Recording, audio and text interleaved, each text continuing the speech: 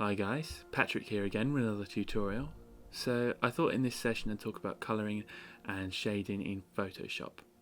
So I've drawn a character in outline. I'm going to duplicate the outline layer and we're going to use the bottom layer to colour. I'm going to use the fill bucket tool to quickly colour the character in flat colours. So I think I'm going to go for green for the legs, dark turquoise for the body, shirt sleeves will be brown, boots and wrists dark brown, red hair, and a grey blue for the sword. We're going to make a new layer for the shading. So we could take the colour of the tunic with the eyedropper tool, darken it down slightly and shade the darker side of the tunic. Take that khaki brown colour of the sleeves, darken it again, paint on the shadows. So we could do it that way, but there's actually a quicker way of doing it, and I think it actually looks a whole lot better, and it's much quicker and more efficient. So what we're going to do is we're going to pick a colour for all the shadows. I think a dark purple works well, and we're going to start shading. And we're going to bring down the layer opacity down to about 20%. I think that looks nice. It gives this bluish purple tint to the shadows, which I think feels more natural. So we're going to go ahead, start adding more shading under the chin, on the sleeves, on the side of the sword, on the leg, a few more bits here, under the arm, on the bottom of the feet.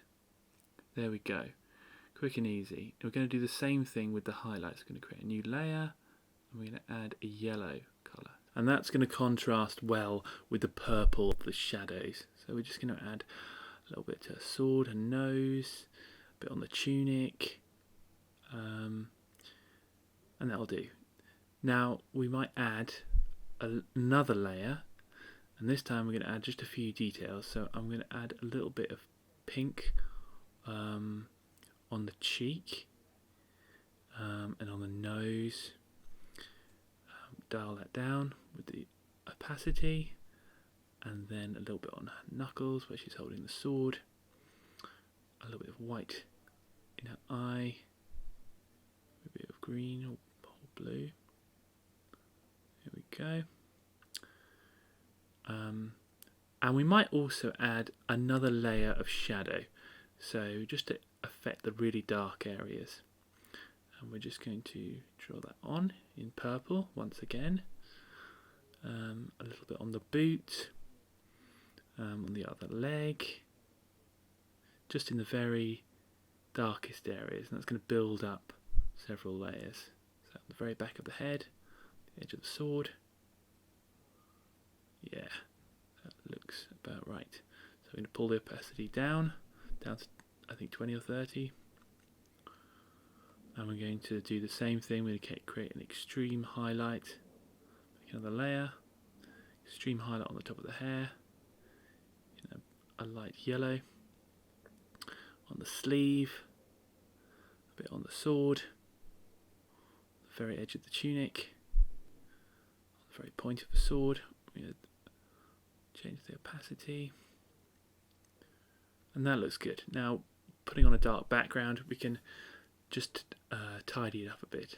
There's a few pixels, a few stray pixels that just need to be sorted out, and changing the background can help. There we go. So as we integrate it into the environment, we obviously need to pay attention to the light directions. I've actually flipped it round just so that it matches the light direction. You might want to consider having the light come directly from above, then it doesn't matter. She could be facing either way. But again, you can use these shadow effects on backgrounds, on assets, on anything. We're going to leave it there. Email me if you need any feedback or help. Take care and hope that was helpful.